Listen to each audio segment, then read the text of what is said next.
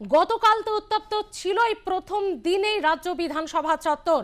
আজ দ্বিতীয় দিনেও একই ছবিটা দেখা গেল, তবে ইস্যুটা আলাদা। ওবিসি শংসাপত্র ইস্যুতে মঙ্গলবার সরগরম হয়ে উঠল রাজ্য বিধানসভার বাদল অধিবেশনের দ্বিতীয় দিন। এই ইস্যুতে শাসক দলের সঙ্গে তরজায় জড়ান বিজেপি বিধায়করা। সভায় উপস্থিত মুখ্যমন্ত্রী মমতা বন্দ্যোপাধ্যায় জানান, ওবিসি শংসাপত্র দেওয়ার সঙ্গে ধর্মের কোনো সম্পর্ক নেই। আর্থিক অনগ্রসরতার ভিত্তিতে এই সমীক্ষা করানো হয়েছে। ওবিসি এ বিভাগে 49টি এবং ওবিসি বি বিভাগে 91টি শ্রেণী রয়েছে। আরও 50টি শ্রেণীকে এর অন্তর্ভুক্ত করা হবে। ওবিসি শংসাপত্র নিয়ে অপপ্রচার করা হচ্ছে বলে সরব হয়েছেন মুখ্যমন্ত্রী। তবে তার বক্তব্য, সুপ্রিম কোর্টের দেওয়া সময়সীমার মধ্যেই এই কাজ শেষ করা হবে। মুখ্যমন্ত্রী অসত্য বক্তব্য রাখছেন, এই অভিযোগ জানিয়ে সেই সময় বিধানসভার কক্ষ ত্যাগ করেন বিজেপি বিধায়করা। শুভেন্দু অধিকারী নেতৃত্বে বিধানসভার গেটের বাইরে এসে বিক্ষোভ দেখান তারা। পরে ফের অধিবেশনে যোগ দেন তারা। এই সময় পেহেলগাঁও জঙ্গি হামলা ও তার পরবর্তী সময়ে ভারতীয় সেনার বীরত্বকে কুর্নিশ জানিয়ে বিধানসভায় প্রস্তাব পেশ করেন অধ্যক্ষ বিমান বন্দ্যোপাধ্যায়। এই প্রস্তাবের পক্ষে বিজেপির পক্ষে প্রথমে সাঁওতালি ভাষায় বক্তব্য রাখেন জোয়েল মুর্মু। সরকার পক্ষের হয়ে প্রথম বক্তব্য রাখেন শিক্ষামন্ত্রী ব্রাত্য বসু। ওবিসি শংসাপত্র ইস্যুতে বিধানসভায় শাসক বিরোধী তরজা। যদিও মুখ্যমন্ত্রী নিজে উঠে বলেন, ওবিসি শংসাপত্র দেওয়ার সঙ্গে ধর্মের কোনো যোগ নেই। অনগ্রসর শ্রেণীকে এই শংসাপত্র দেওয়া হচ্ছে কারণ তারা বিভিন্নভাবে বিভিন্ন জায়গায় যে সমস্যার সম্মুখীন হন এবং তাতে যাতে তাদের জীবন ধারণে কোনো সমস্যা না হয়, আগামী দিনে তারাও যাতে এগিয়ে যেতে পারে, সুযোগ সুবিধা পায়, সে কারণেই এই শংসাপত্র, জানিয়েছেন খোদ মুখ্যমন্ত্রী মমতা বন্দ্যোপাধ্যায়। কিন্তু বিজেপি বিধায়করা হাই হাই মুখ্যমন্ত্রী স্লোগান দিতে থাকেন, তার কোনো কথাই তারা শোনেননি। পশ্চিমবঙ্গ তরফ থেকে অর্থাৎ সরকারের তরফ থেকে এই পদক্ষেপকে কোনোভাবেই কেন মেনে নিতে পারছেন না বিজেপি বিধায়করা? কথা বলবো, আমাদের সঙ্গে রয়েছেন আমাদের প্রতিনিধি ষষ্ঠী চট্টোপাধ্যায়। ষষ্ঠী, ঠিক কোন বিষয়কে কেন্দ্র করে? শুধুমাত্র কি ওবিসি সার্টিফিকেট, নাকি পরিস্থিতি গতকাল থেকেই তো উত্তপ্ত হয়েছিল, তাই বিজেপি বিধায়করা বা বিরোধী বিধায়করা তারা মনে করে রেখেছিলেন যে বিরোধিতায় তারা নামবেন? ঠিক কিভাবে এই বিবাদ শুরু হলো?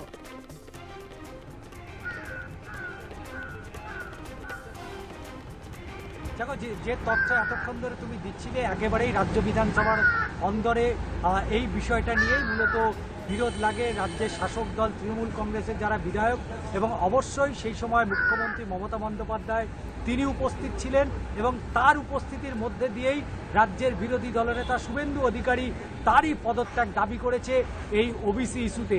এবং তুমি জানো যে কলকাতা হাইকোর্টের যে নির্দেশ ছিল, সেই নির্দেশে প্রায় 5 লক্ষ ওবিসি সার্টিফিকেট বাতিলের নির্দেশ দিয়েছিল কলকাতা হাইকোর্টের বিচারপতি তপব্রত চক্রবর্তী ডিভিশন বেঞ্চ, এবং সেই নির্দেশকে চ্যালেঞ্জ করে সুপ্রিম কোর্টের দ্বারস্থ হয়েছিল রাজ্য সরকার, এবং রাজ্য সরকার সেখানে আবেদন করেছিল তাদেরকে 3 মাসের সময়সীমা দেওয়া হোক, এবং যে কারচুপির অভিযোগ এসেছিল সেই বিষয়টা তারা অবশ্যই দপ্তর অনুযায়ী তারা খতিয়ে দেখবে, এবং রাজ্যের অনগ্রসর শ্রেণীর যে দপ্তর রয়েছে সেই দপ্তরের আধিকারিকরা ইতিমধ্যেই তারা সেই তদন্ত শুরু করেছে। এবং শুধু তাই নয়, এই কমিশনের যিনি চেয়ারম্যান অর্থাৎ কলকাতা হাইকোর্টের প্রাক্তন বিচারপতি অসীম ব্যানার্জি, তিনি মূলত এই কমিশনের মাথায় রয়েছেন। এই রকম জায়গায় যখন আলোচনা পর্ব চলছে এবং কেন ওবিসি সার্টিফিকেট এই মুহূর্তে প্রয়োজন রয়েছে মানুষের, সেই বিষয়টাই মুখ্যমন্ত্রী ব্যাখ্যা করেছেন, এবং তার ব্যাখ্যায় উঠে এসছে যে সমাজে যারা পিছিয়ে পড়া আর্থিকভাবে দুর্বল তাদের শুধু নয়, স্কুল কলেজে ভর্তি হওয়া থেকে চাকরিজীবী যারা চাকরির পরীক্ষা দেবেন প্রত্যেকের জন্য ওবিসি সার্টিফিকেটটা কতটা মূল্যবান। তাই রাজ্য সরকার তারা দ্রুত চেষ্টা করছে, যে সময়সীমা তারা সুপ্রিম কোর্টে দিয়েছিল সেই সময়সীমার আগে তারা কাজটা সম্পূর্ণ করতে চায়, এবং যুদ্ধকালীন তৎপরতায় সেই কাজ চলছে। এবং তার পাশাপাশি তিনি এটাও বলেছেন যে ধর্মের ভিত্তিতে নয় ওবিসি সার্টিফিকেটটা দেওয়া হবে বা দেওয়া হয়, তার যেহেতু তারা সমাজে পিছিয়ে আর্থিকভাবে দুর্বল সেই সমস্ত বিষয় দেখেই তবে ওবিসি সার্টিফিকেট দেওয়া হয়। এইখান থেকেই বিরোধিতা শুরু হয়।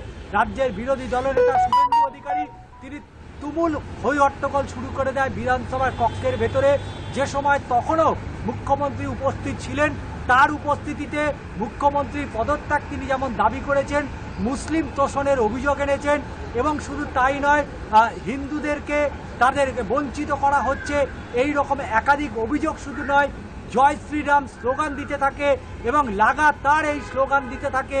যদিও অধ্যক্ষ বিমান বন্দ্যোপাধ্যায় তিনি সাময়িক সময়ের জন্য মুলতুবি করে এই বাদল অধিবেশনের দ্বিতীয় দিনের প্রথম পর্ব, এবং সেই জায়গা থেকে আমরা দেখলাম যে তার যে বক্তব্য, সেই বক্তব্যে স্পষ্ট হচ্ছে যে আগামী দিনগুলোতে রাজ্য বিধানসভার এই বাদল অধিবেশন কোন দিকে অভিমুখ নিচ্ছে, অর্থাৎ প্রতিবাদের ওপর প্রতিবাদ স্লোগানের যে মুখরিত হবে এই রাজ্য বিধানসভার কক্ষ, সেটাও কিন্তু একটা স্পষ্ট বার্তা আজকে রাজ্যের বিরোধী দলনেতা দিয়ে গেলেন।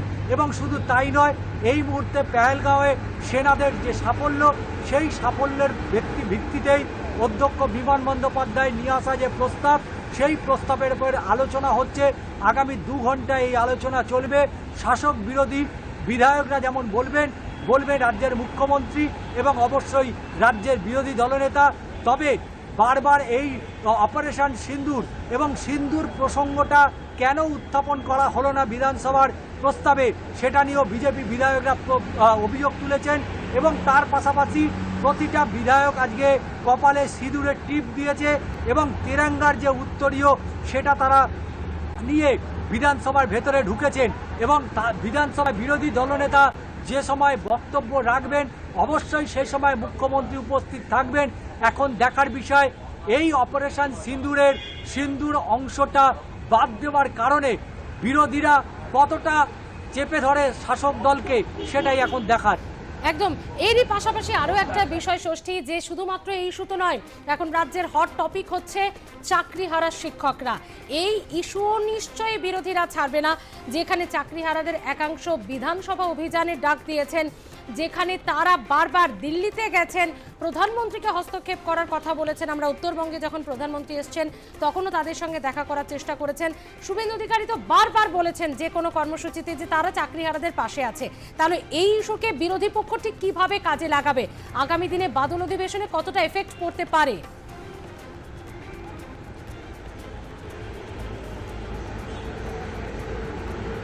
দেখো, আজকে যখন প্রথম আওয়ারে অর্থাৎ 1 ঘন্টায় যে আলোচনা, যে প্রশ্ন উত্তর পর্ব ছিল, সেই প্রশ্ন উত্তর পর্বে রাজ্যের শিক্ষামন্ত্রী ব্রাত্য বসু তিনি একাধিক প্রশ্নের উত্তর দিয়েছেন। তবে এই জায়গা থেকে রাজ্যের বিরোধী দলের যারা সদস্য সেই সময় উপস্থিত ছিলেন, তারা এ বিষয়ে এক টুকরো কথা তারা খরচ করেনি। কিন্তু এখন দেখার বিষয় যে যেহেতু মুখ্যমন্ত্রী তিনি সদনে উপস্থিত রয়েছেন এবং সদনে তার উপস্থিতি পাওয়াটা অবশ্যই রাজ্য বিরোধী দলনেতাদের কাছে একটা বাড়তি পাওনা। এবং এই জায়গায় আজকে মুখ্যমন্ত্রীর উপস্থিতিতে এসএসসিতে যেভাবে একের পর এক দুর্নীতির অভিযোগ এসছে এবং রাজ্যের স্কুল সার্ভিস কমিশন যে নয়া বিধি নিয়ে এসছে 2025, সেই নয়া বিধি নিয়ে কি প্রশ্ন তোলেন, এবং অবশ্যই যারা ইতিমধ্যে চিহ্নিত এবং যারা চিহ্নিত নয় তাদের ভবিষ্যৎ সম্পর্কে রাজ্য সরকার কি ভাবছে, সে বিষয়ে অবশ্যই প্রশ্ন উঠে আসার সম্ভাবনা রয়েছে।